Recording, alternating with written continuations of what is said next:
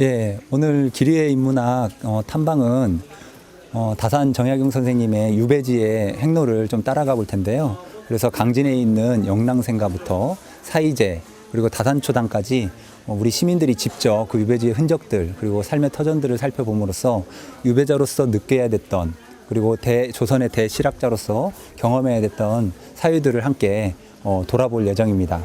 그래서 일반 시민들이 이런 참여 형태의 탐방을 통해서 보다 인문학적인 사유를 느낄 기회가 되지 않을까 싶습니다.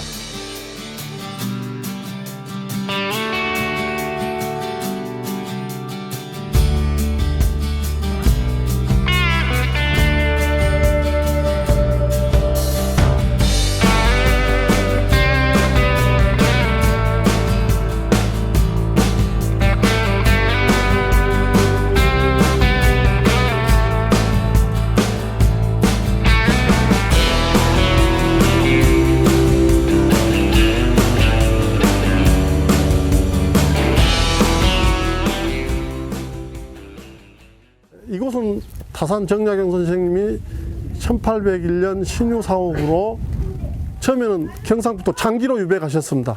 황사형 백서 사건으로 해서 한양으로 압송돼서 다시 조사를 받고 강진으로 다시 유배 온 것, 입에 오는 자리입니다. 최초로 이제 강진에서 사실 때 이곳에 사셨는데 원래는 여기는 동문 매방가랍니다. 강진 읍성 박혀 있는 술 팔고 밥 파는 집이에요. 그런데 다산이 유배 오셔가지고 강진 읍성에서 방을 구하려다가 구하지 못하고 이렇게 읍성 바깥으로 나와서 음력으로 11월 23일 날이면 엄청 춥잖아요.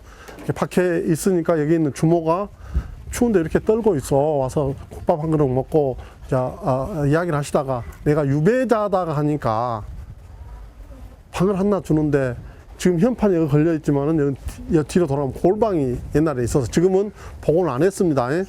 골방인데 불도 안 들어가는 꺼적대기 펴놓은 방이에요.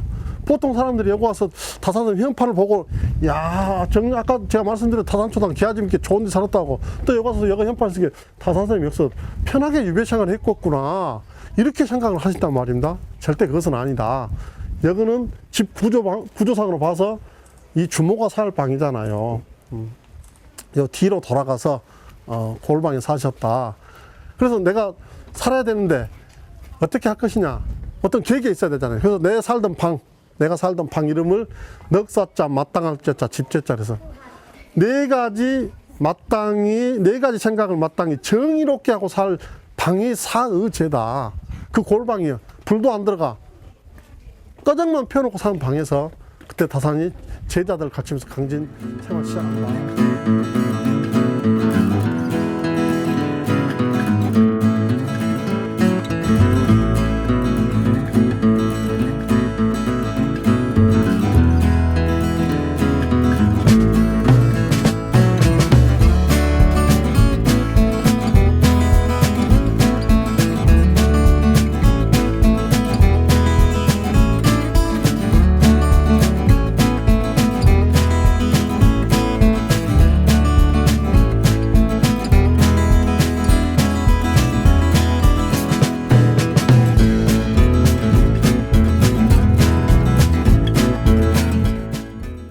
다산 선생님이 여기서 이제 목면심서를 이렇게 집필을 하게 되죠. 그래서 어깨도 무너지고, 되게 병이란 병은 다 왔습니다. 병이란 병을 다 왔는데, 그러면 어떻게 여기서 이렇게 많은 책을 쓰게 됐느냐? 어떻게 많은 책을 쓰게 됐을까요? 예? 최민이 뭐라고요? 근기와 노력, 근본을 아는 걸로, 예, 중요합니다. 근데 이제 많은 책으로도 많이 나와 있는데요. 이제 다산 선생의 독서법과 글쓰기 방법에 되게 주목을 하죠. 그러니까 이 유배 생활을 하면서도 세상을 볼 수 있었던 건 백과사전식, 걸어다니는 백과사전이었거든요. 그래서 그분들이 생각했던 것들 편집을 하는 겁니다. 그래서 제가 예를 한번 들어드렸죠. 가령 이 초당이 있고, 다조가 있고, 약천이 있고, 정석이 있다. 그러면 여러분들이 글을 쓰면 아마 비슷한 생각으로 쓰실 겁니다. 근데 여기서 어떤 개념 하나를 쏙 빼고 자기 생각으로 하면 다양한 생각이 나오는 거죠. 그래서 다양한 유학의 경전들, 경서들 이런 것들을 정리하시면서 이제 그런 것들을 편집학적으로 이렇게 짜맞추기를 하는 겁니다. 그러니까 얼마나 쉬웠겠습니까? 몸에 배어 있다 보니까. 근데 이러한 의식들이 실학자로서의 면모를 더 강하게 드러나는데 이런 정약용 선생의 모습은 사실 유럽에도 있었습니다. 그게 뭐죠? 르네상스죠. 그러니까 사실은 세종대왕 때도 마찬가지고 뭐 영조, 정조도 마찬가지지만 조선의 르네상스를 꿈꿨던 네, 대실학자인 거죠. 네, 최고의 과학자였다는 겁니다. 그래서 여기 연못 보시면 좀 폭포처럼 떨어지죠. 이런 것들도 다 고안을 해내신 겁니다. 뭐 닭도 기르시고 뭐 그런 거죠. 그리고 여기 가운데 연지자 석산도 이렇게 만들어 놓으시고 만약에 제가 유배 왔다고 하면 저런 거 안 했을 것 같아요. 하셨겠습니까? 차 끓여 드셨겠습니까? 그리고 백년사까지 건너와서 해장선사랑 이렇게 뭐 그랬겠습니까? 붕우라고는 하지만 10년 차이 나는 사람과 친구를 할 수 있다? 예, 쉽지는 않았을 겁니다. 왜 쉽지 않냐? 다산 정약용 선생은 사실은 출신은 주류는 아니었지만 정조의 힘을 베푸잖아요. 정조의 베푸기 때문에 사실은 주류나 마찬가지입니다. 지금의 뭐 비서실장 정도의 파워를 가지고 있었으니까. 그런 사람이 여기 와가지고 있는다? 되게 힘든 일이죠. 그래서 선생님들이 지금 이제 군데군데 다조도 있고 정석도 있고 약천도 있고 이렇게 연못도 있는데 이런 배치들을 딱 했을 때 왜 여기다 이렇게 만들었어? 그냥 만들지는 않았을 것 같아요. 분명히 그 안에 담긴 인간에 대한 서러움, 외로움. 제가 그 말씀 아포리즘적으로 설명을 드렸는데 이 세상에 복수하는 유일한 방법은 스스로 외로워지는 것이다. 그런 말씀 드렸잖아요. 얼마나 외로워졌을까.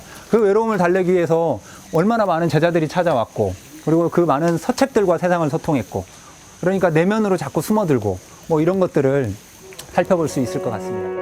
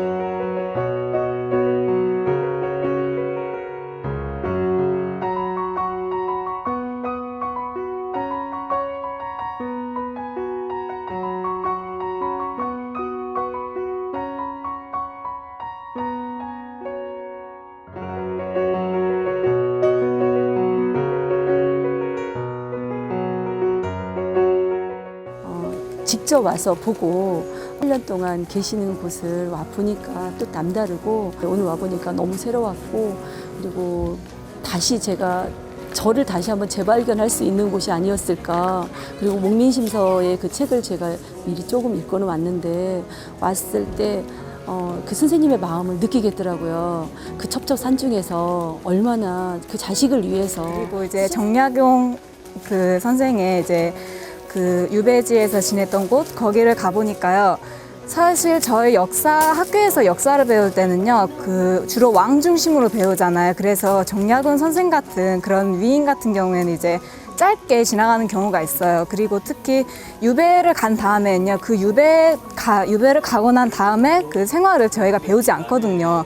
뭐 유배 가서 뭐 몇 년 전에 죽었다, 몇 년 후에 죽었다 이런 식으로만 배우고 그래가지고 이제 정약용 선생의 유배 생활이 어땠는지를 이제 이번에 새로 알게 되었어요. 그래서 되게 좋았고 이제 과거의 인물을 이제 직접 그 과거의 인물의 흔적이나 증거를 직접 보면서 이렇게 느끼고 설명을 듣고 강의를 듣고 하니까요. 굉장히 재밌었습니다.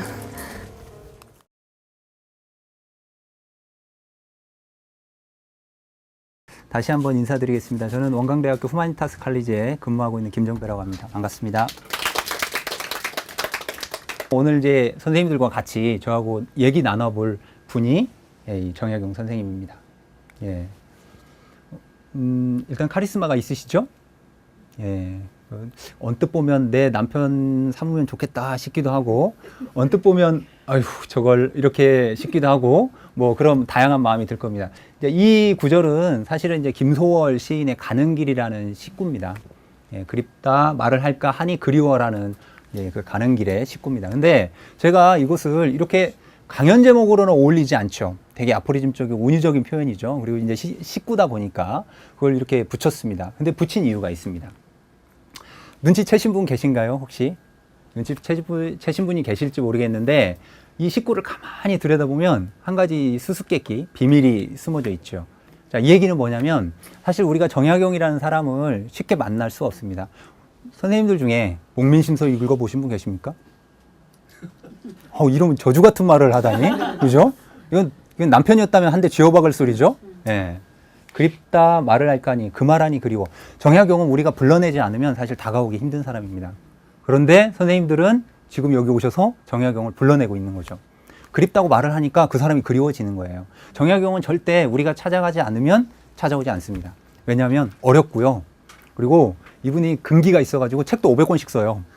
근데 여유당 전사가 500권이 넘습니다. 유배 생활 동안 할 일이 뭐가 있겠습니까? 쓰는 일밖에 없죠. 근데 이런 분들의 책을 읽기라니 쉽지가 않죠. 예, 정말 대단한 분입니다. 그래서 어깨가 무너지기도 하고, 제가 언뜻 알기로 어깨가 무너졌다는 소리를 조정래 선생님하고 정약용 선생님 이 두 분인 것 같아요. 글을 써서 어깨가 무너지기란 쉽지가 않죠. 뭐 요즘은 컴퓨터로 치니까 손가락이 무뎌지지만 그때는 얼마나 그렇겠습니까? 그래서 이분을 이제 여러분들이 그립다라고 말하는 순간 정약용 선생님 오늘 이 자리에 오실 겁니다. 예, 마치 뭐 다단계 같죠. 예. 자, 그래서 이분을 이제 불러 볼 겁니다. 자, 여기 보면요. 작은 산이 큰 산을 가렸으니 멀고 가까움이 다르기 때문이다 라고 이렇게 이야기를 하고 있죠. 한 나이 몇 살 정도 먹으면 이런 식구가 나올까요? 방송사고입니다. 이 친구. 예. 7살 때 정약용이 썼다고 합니다. 예. 다 선생님들 표정은 나도 저랬지 이런 표정이죠. 예. 근데 이게 제가 설명하기 쉽게 이성부 시인의 한 구절을 딱 들려드리면 선생님들은 조금 빠르게 이해하실 수 있을 것 같습니다. 그게 뭐냐면 사람도 산속에서는 미물이나 다름없으므로 또 한 번 작은 산이 백화산 가리는 것을 보면서 나는 이것도 하나의 질서라는 것을 알았다. 뭐 이렇게 얘기를 합니다. 자, 이게 인간의 원근법이라는 게 되게 인간을 어지럽게 합니다.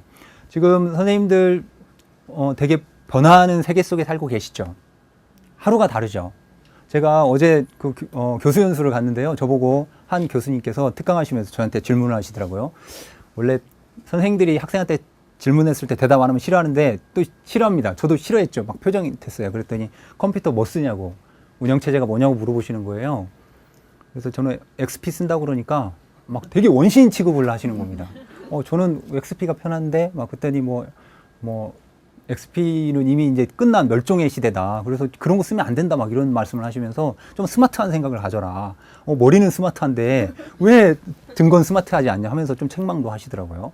근데 선생님들이 사실은 정약용이 200년 전에 이런 생각을 했다라는 것은 놀라운 일입니다. 왜 그러냐면 우리가 산 속에 있으면 산의 크기를 알 수가 없죠. 원근법 때문에 알 수가 없습니다.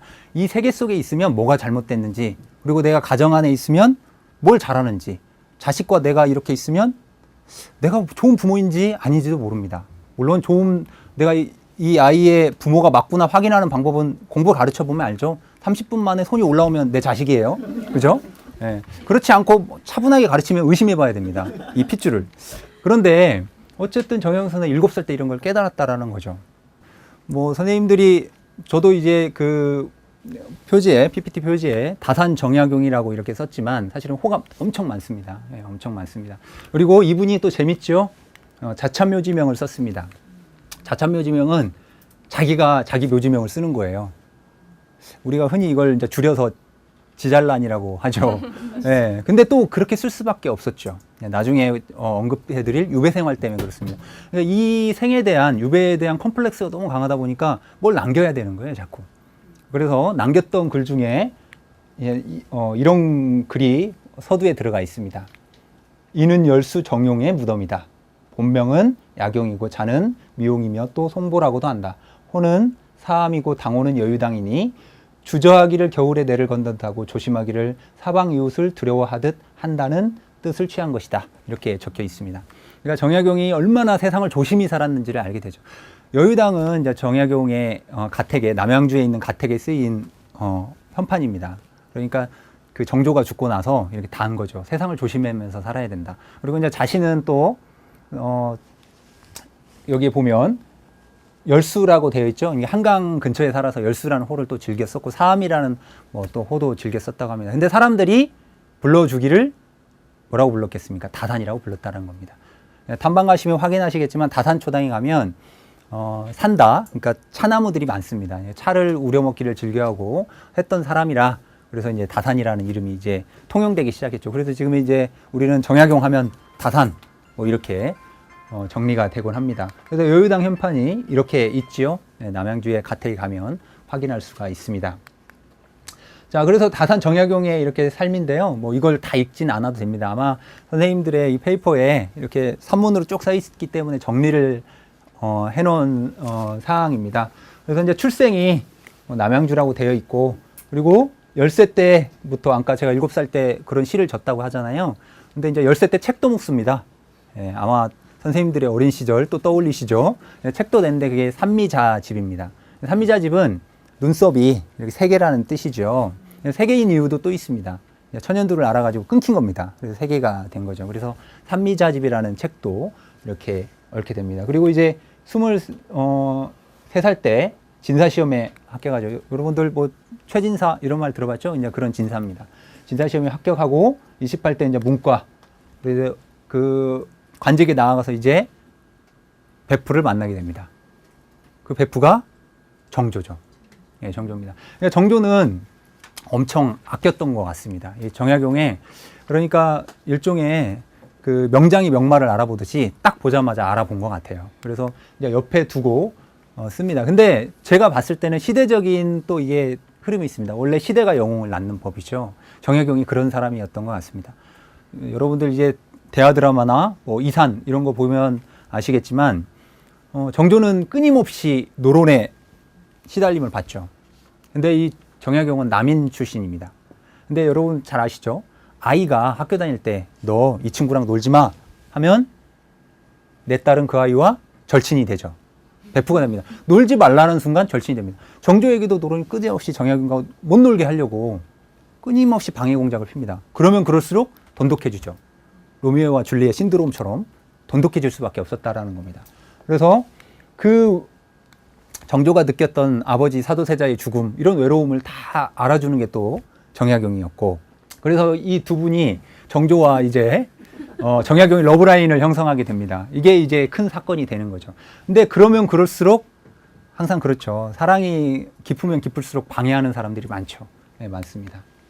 네, 그래서 이제 그 사랑에 보답하고자 우리 다산 선생은 이제 수원 화성도 짓고요.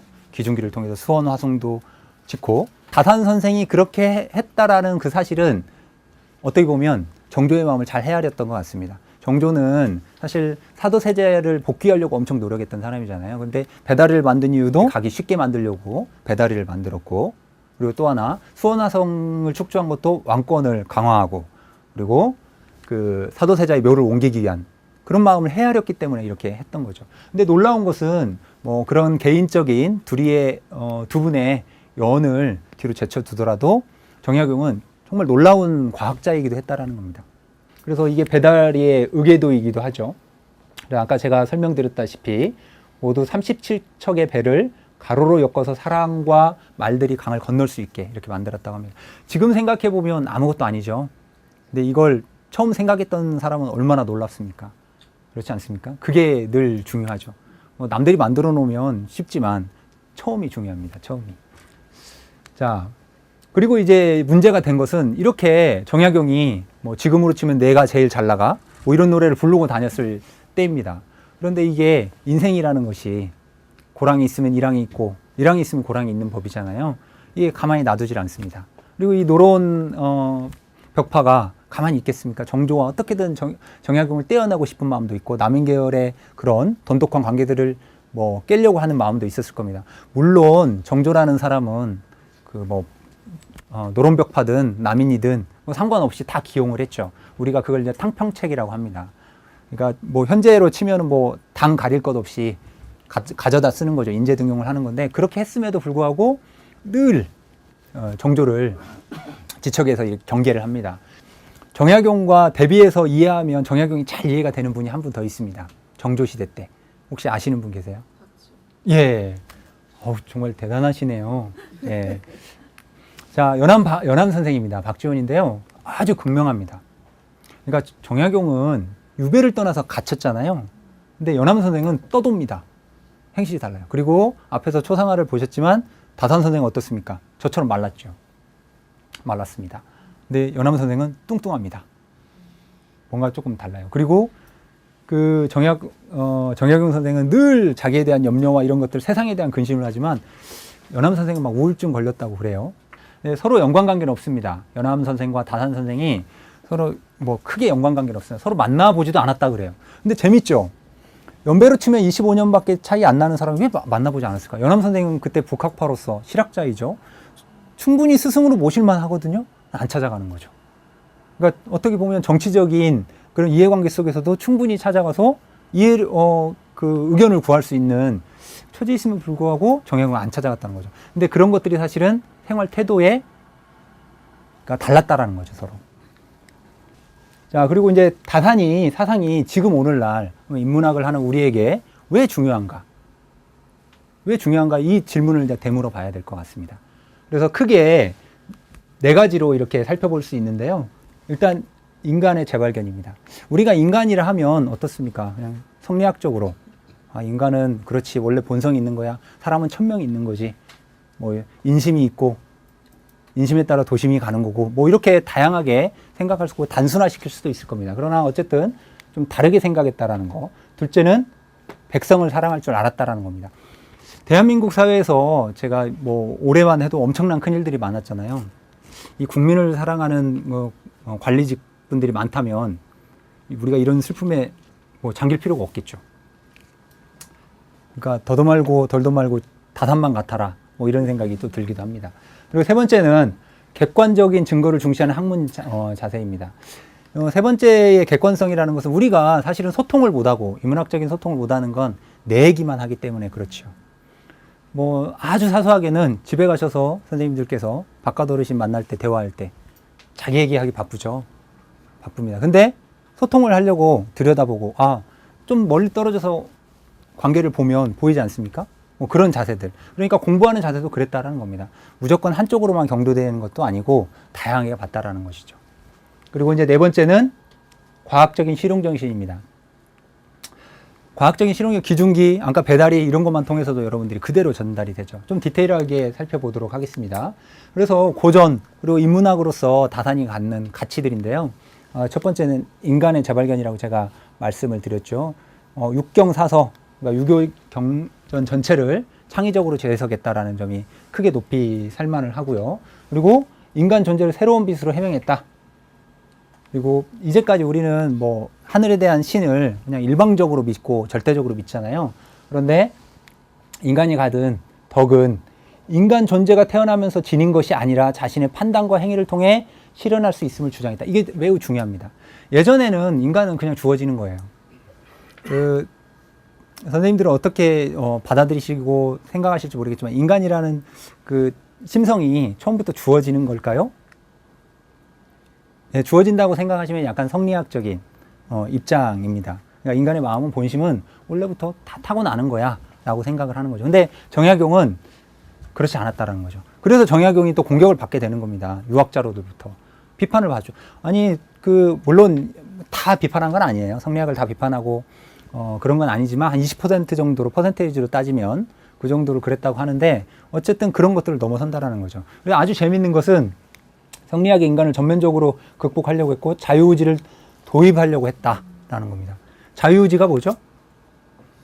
스스로 이겨내는 힘입니다. 실천하는 힘이죠.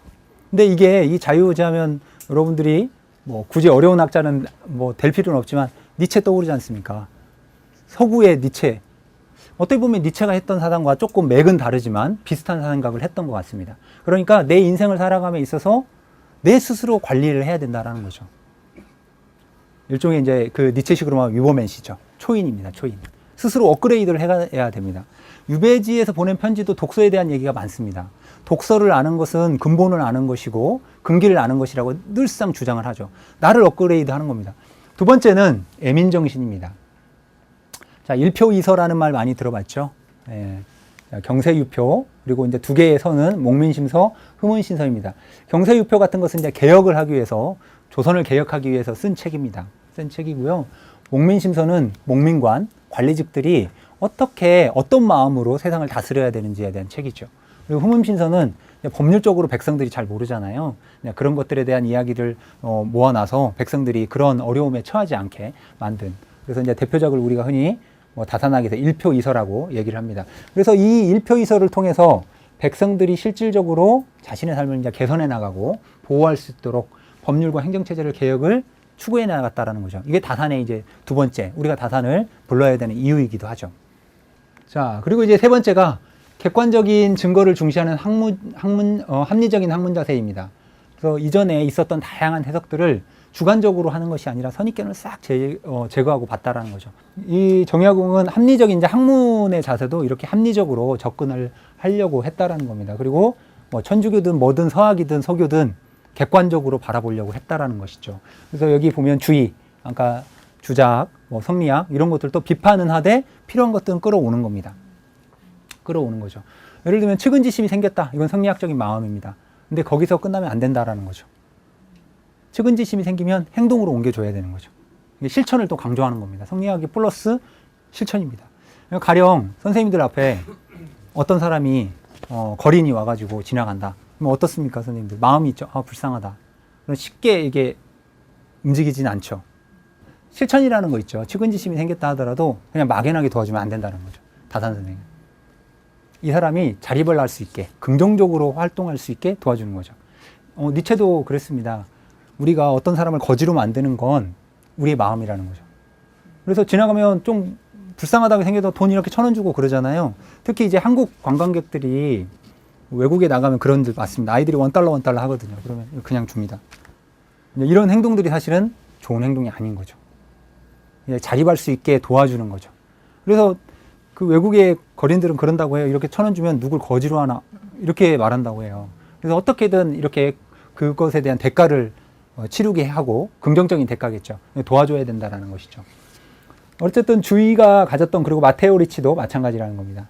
천주교가 가지고 있던 그 수평적 생각들, 종교관들을 이렇게 조금 합리적으로 받아들였다라는 것이죠. 그리고 이토진사이도 마찬가지입니다. 주의와 연결이 되어 있어요. 실천해야 된다는 거죠.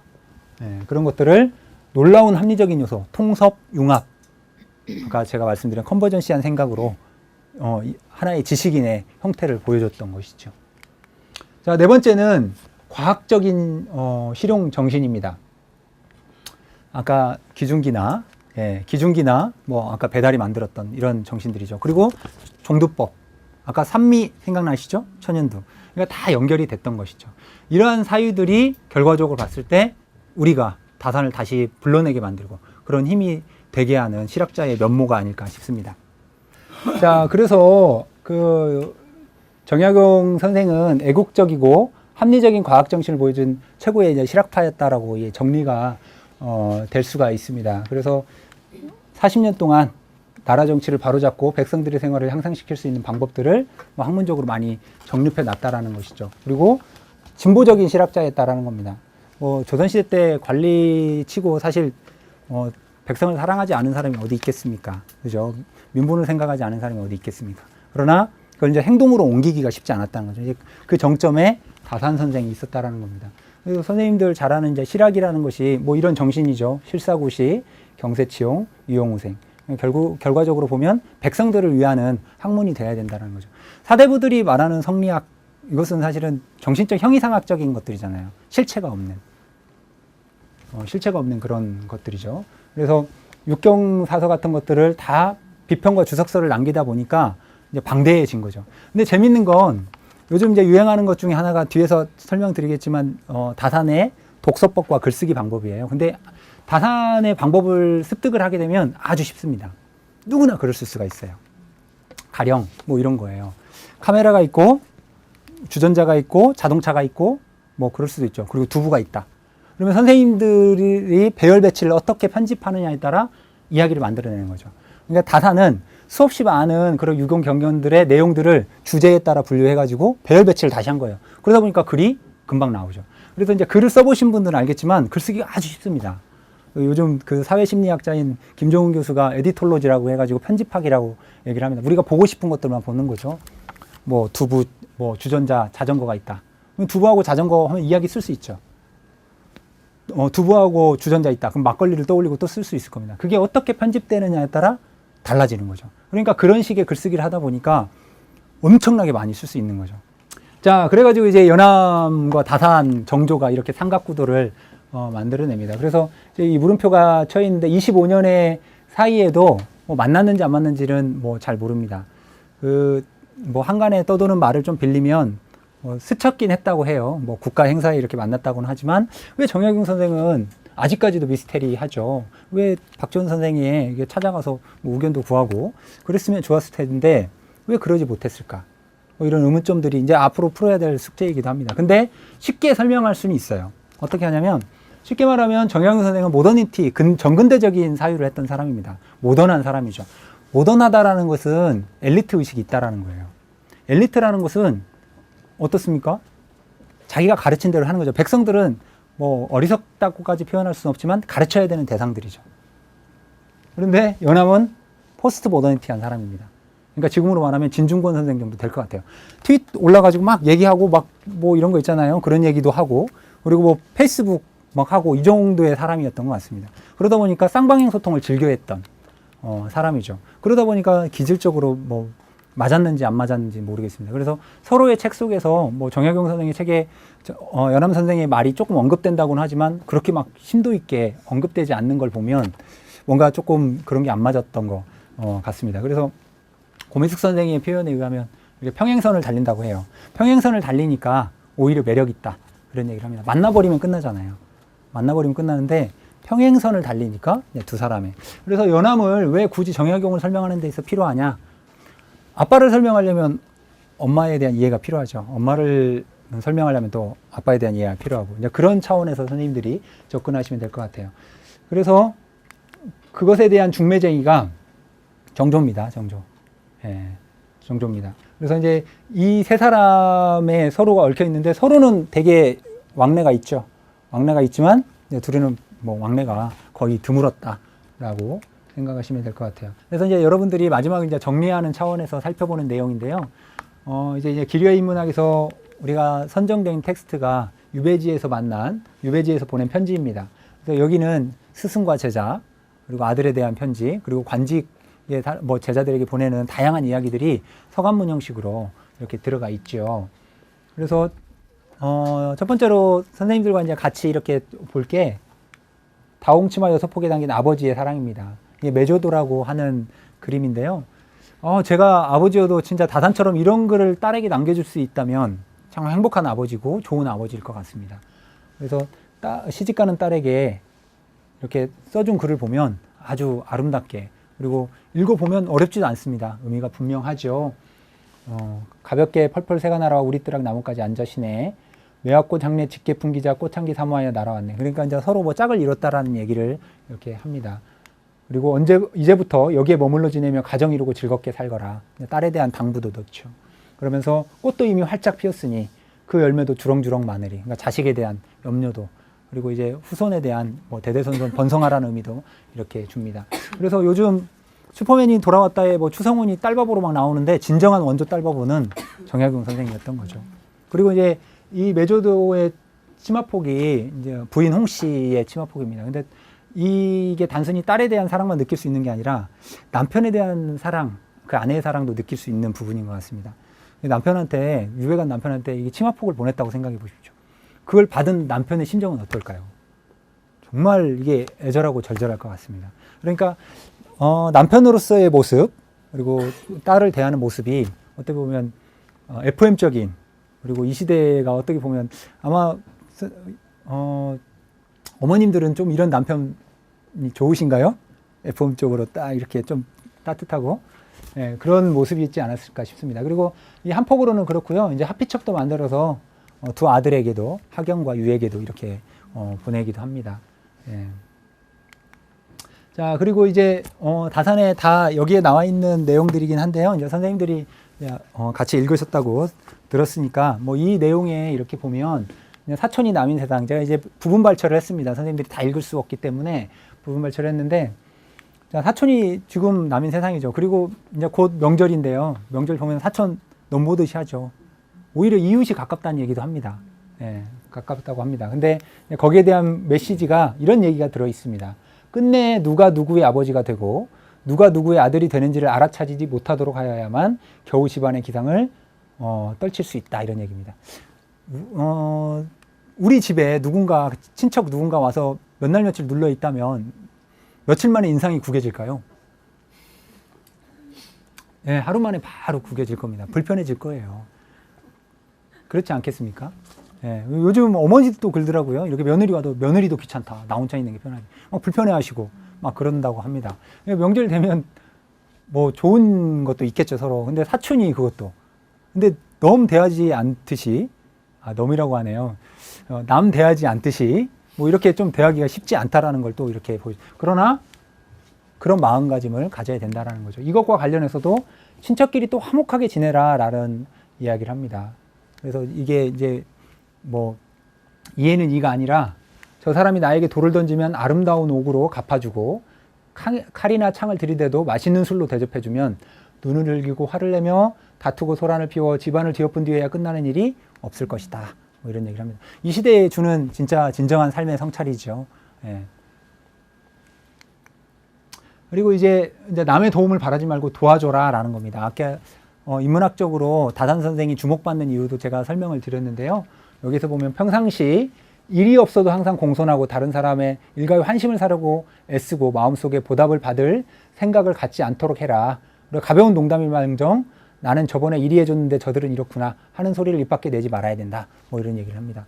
그리고 이제 재물을 오래 보존하는 길입니다. 이건 이제 관리이기도 하고 우리의 모습이기도 한데요. 재물을 오래 보존하는 길은 뭘까요? 예, 전략? 예, 다산 선생님한테 좀 케어를 받으셔야 될 것 같습니다. 다산 선생님 남을 도와주면 된다는 거죠. 그게 이제 재물을 쌓는 거죠. 남에게 그 뭐 재물 이런 거 있잖아요. 야, 뭐 어떻게 오래 간직하려고 하지 말고 그냥 현실에 실천하면 되는 겁니다. 그게 도와주는 거죠. 자, 그 다음에 비밀로 하는 일이 없어라. 세상에 비밀 없죠. 임금님기는 당나귀기인데. 제가 얘기하면 곧 이틀 있으면 저한테 옵니다. 그죠? 이게 세상입니다. 그리고 그것 때문에 마음이 또 상하죠. 다산 선생도 유배지에서 보낸 편지를 통해서 그런 얘기를 합니다. 남이 알지 못하게 하려거든 그 일을 하지 말아야 되고 남이 듣지 못하게 하려면 그 말을 하지 않는 것이 제일이다. 근데 이놈의 이 혀가 내 편입니까? 내 편이에요? 하지 말아야 될 말이 막 나오죠. 특히 이제 부부관계는 더 그런 것 같습니다. 남한테는 덜한데 부부관계는 덜한 거, 더 그런 것 같아요. 저는 이제 많이 이게 인문학적인 수양을 해서 그렇진 않습니다. 뭐 그렇진 않은데, 예, 그렇지 않은데 보면 자기도 모르게 이렇게 얘기를 해서 되게 상처받는 경우가 많죠. 다산 선생님 이런 것들도 되게 조심하라. 근데 이런 것들도 사실은 일종의 컴플렉스이기도 하죠. 예, 뭐 천주교에 대한 그런 것들, 그리고 말을 잘못 냈을 때 이렇게 큰 집안이 패족의 위기에까지 가고, 물론 이제 3대에 걸쳐서 다시 관직에 나가긴 했지만 증손자들이 그러기 전에 이렇게 크게 어려움을 겪을 수도 있다라는 의미에서 이렇게 전달한 것 같습니다. 자, 그리고 편지 쓸 때도 명심할 점도 비슷한 겁니다. 여러 번 읽고 흠이 될 게 없는지를 이제 살펴보라는 것이죠. 이것도 말하기와 같습니다. 말하기와 같죠. 요즘 근래에 보면 뭐 인터넷이나 뭐 이런 거 보면 말이 되살아나죠. 뭐 김구라 씨도 그랬고, 뭐 말 한 말 잘못하면 뭐 몇 년 전에 묵혀져 있던 게 이렇게 끌어올라오잖아요. 바로 됩니다. 요즘은 바로 이제 스마트 미디어 시대여가지고 무슨 얘기하면 바로 뜹니다. 막 검색 순위에 올라가 버립니다. 그러겠죠. 되게 무서운 세상이 됩니다. 카톡 하나 잘못돼도 큰일 납니다. 바로 이게 퍼져버립니다. 정말 무서운 세상이 돼버린 거죠. 그래서 200년 전에 이런 실학자가 했던 가르침이 오늘날 더 중요하게 느껴지는 거죠. 그리고 노동을 하더라도 사대부답게 해라. 선생님들이 어떤 취미생활을 하면 아무 생각 없이 합니다. 원래 우리가 흔히 전문용어로 장프로라고 그래요. 뭘 하려고 하면 장비를 막 삽니다. 근데 다산 선생은 장비가 중요한 게 아니라 학식입니다. 그리고 그 책을 살펴보고. 그러니까 막 그냥 뭐 이렇게, 물론 수영을 배우려면 물속에 먼저 들어가야 되긴 하지만 이 수영의 원리가 어떤 건지 되게 합리적인 분이니까, 그리고 왜 해야 되는지 이런 걸 근본을 따져서 접근을 하는 거죠. 예, 그런 얘기들을 또 이야기를 하고 있습니다. 그래서 사대부라면 적어도 사대부라면 이런 것들을 이제 다양하게 공부하고 연구하고 해서 해야 된다는 거죠. 닭 한 마리 치는데 뭐 그런 고민합니까? 안 하잖아요. 예. 이런 학식이 필요하다라는 거. 그리고 이제 술 마시는 법도 얘기를 합니다. 요즘 이제 또 명절 되면은 술도 엄청나게 많이 마실 텐데요. 이런 것들을 꼭 전달을 받아야 될 것 같습니다. 술을 마시는 정치는 살짝 취하는 데 있는 것이지 얼굴빛이 홍당무처럼 붉어지고 구토를 해대고 잠에 골아떨어져 버린다면 무슨 술 마시는 정치가 있겠는가. 그래서 일각에서는 철학자들이 그런 얘기합니다. 사람이 만나면 술은 하나가 돼버리잖아요. 보편화가 돼버립니다. 똑같이 만들어요. 한국 사람들은 똑같아야 의리가 있고 서로 뭐 이렇게 돈독한 의정을 다진다고 하는데 사실은 그게 정말 위험한 생각이거든요. 차를 마시면 그렇지 않다라는 거죠. 커피 마시면 너 뭐 마실 거야? 난 카페라떼. 나는 뭐 카페비엔나. 이렇게 고르잖아요. 자기 생각을 고르게 됩니다. 그래서 차를 많이 마셔라. 다단입니다. 차 맛을 통해서 더 마시고 싶으면 따라주고 뭐 그런 거죠. 그러니까 술의 위험성에 대해서도 이렇게 우회적으로 얘기를 하고 있는 것이죠. 자, 그리고 이제 3대 정도 의원이어야 된다. 이 얘기는 공부를 하려면 적어도 가풍을 봐야 된다는 거죠. 그래서 뭐 결혼할 때도 그런 얘기 물어보시잖아요. 뭐 선친께서 뭐 하시고 조부는 뭐 이런 거 물어보는 게 다 이유가 있습니다. 그리고 이제 제가 생각할 때도 그런 것 같아요. 집안의 분위기가 바뀌려면 3대는 가야 되는 것 같습니다. 절대 안 바뀝니다. 물론 집안을 말아먹는 것도 3대면 족합니다. 그렇긴 하지만 집안이 내가 집안을 일으켜야 된다. 그러면 뭐 3족은 처가랑 해가지고 뭐 이렇게 3족이지만 3대는 직계잖아요. 하려면 선생님들이 만약에 다산 선생님의 가르침을 받는다면 3대에 걸쳐서 뭔가 좋은 가풍을 만들고 싶다면 선생님들부터 책을 열심히 읽으셔야죠. 그리고 다산 선생님이 얘기하고자 하는 것들을 이거 따라야 된다는 겁니다. 자, 그리고 오직 독서만이 살아날 길이다. 독서에 대한 강조를 엄청나게 하십니다. 저는 그 유배지에서 보낸 편지의 핵심은, 가장 큰 핵심은 독서라고 생각을 해요. 독서라고 생각합니다. 그리고 이제 독서를 할 때는 근본, 근기, 뿌리, 내가 왜 공부를 해야 되는지를 알아야 되는 겁니다. 학생들이 가끔 가다가 그런 얘기를 해요. 영어 공부 잘하고 싶은데 영어를 잘 못한다. 근데 막 김연아랑 박지성 영어 하는 거 보면 놀랍다 그래요. 근데 근본을 안 겁니다. 그 친구들은. 축구를 잘하기 위해서 영어를 하는 거죠. 근데 만약에 그 친구들 보고 학교 다니면서 영어 공부를 하고 그랬으면 지금의 박지성의 영어 실력, 김연아의 영어 실력 없을 겁니다. 그러겠죠. 필요해서 해야 됩니다. 그래서 그런 얘기들도 독서와 연관지어서 자연스럽게 몸에 배게 내가 왜 공부를 해야 되고 책을 읽어야 되는지를 깨닫게 해야 된다는 얘기를 하고 있습니다. 그리고 그것만이 패족으로서, 패족이라는 단어가 엄청 많이 나옵니다. 기울어진 집안에 대한 염려, 오직 독서만이 살 길이다, 이렇게 얘기를 합니다. 그러면서 독서라는 것은 세상에서 가장 중요하고 깨끗한 일이다. 그리고 호사스러운 집안 자제들만이 맛을 알도록 하는 것이 아니고 모든 사람에게 다 그 맛을 알게 한다는 거죠. 그렇기 때문에 500여 권이 넘는 책을 또 썼는지도 모르겠습니다. 그리고 패족이 되어서 학문을 힘쓰지 않는다면 가증스럽다라고 또 책망도 합니다. 자식들에게. 그러면서 이런 얘기도 합니다. 너희들이 끝내 배우지 않고 스스로 포기해버린다면 내가 지은 저술과 간추려 뽑아놓은 것들을 장차 누가 모아서 책을 엮고 바로잡아 보존시키겠느냐. 그렇게 할 수 없다면 이는 나의 글이 끝내 전해질 수 없게 되는 것이다. 그러니까 자기 생각을 자꾸 전달하려고 했던 거죠. 물론 근본적으로는 백성에 대한 마음, 그렇겠죠. 그리고 나라에 대한 마음, 이런 것들이 있었겠지만 조금 사적으로는 자기 가문에 대한, 그리고 가문이 패족으로서 처한 위기들을 어떻게든 극복해내고 싶었던 아버지의 염려와 당부가 또 있었던 것이 아닌가라는 생각이 듭니다. 자, 그래서 거의 마무리가 되는데요. 독서를 할 때 모를 때는 글을 만나면 그때그때 널리 고찰하고 세밀하게 연구를 해라. 그리고 그 근본의 뿌리를 알아라. 그래서 보통 이제 독서법을 3가지로 얘기를 합니다. 정독, 질서, 초서라고 얘기를 해요. 그래서 꼼꼼하게 찾아서 읽는 겁니다. 사전식 글읽기를 하는 거예요. 지금으로 말하면 이제 종합적인 독서법들, 그리고 베껴쓰기 추천을 또 장혜경 선생은 합니다. 선생님들께서 이렇게 독서의 모임을 하시는 분들도 계시는 걸로 알고 있습니다. 책 읽으실 때 이해 안 되시면 옮겨 적어 보시면 그게 그대로 전달이 됩니다. 좋은 또 독서법 중에 하나이죠. 그리고 이제 또 글을 지을 때는 주제에 따라, 항목에 따라 아까 제가 말씀드렸던 배열 배치, 어떻게 배열 배치를 할 것인가, 그거에 따라 이제 글을 많이 쓸 수 있는 능력이 향상이 되는 거죠. 그래서 앞에서 지금 설명드리는 이 3가지의 독서법들을 간단하게 선생님들에게 설명을 드렸습니다. 어쨌든 선생님들께서 이제 길이의 인문학이라는 이런 프로그램을 통해서 이렇게 만나게 돼서 다산 정약용 선생에 대해서 얼핏이나마 이렇게 살펴보았습니다. 어쨌든 다산 정약용 선생을 통해서 선생님들께서 제가 서두에도 말씀드렸다시피 그리워하면 나타나시는 분이 이제 정약용 선생이 아닐까라는 생각이 듭니다. 그래서 앞으로라도 사시면서 많이 그리워하시고 그리워하실 때마다 그 그리움의 이제 정점에서 다산 선생이 이 서찰을 여러분들께 많이 전달해 주지 않을까 싶습니다. 예, 긴 시간 들어주셔서 고맙습니다. 감사합니다.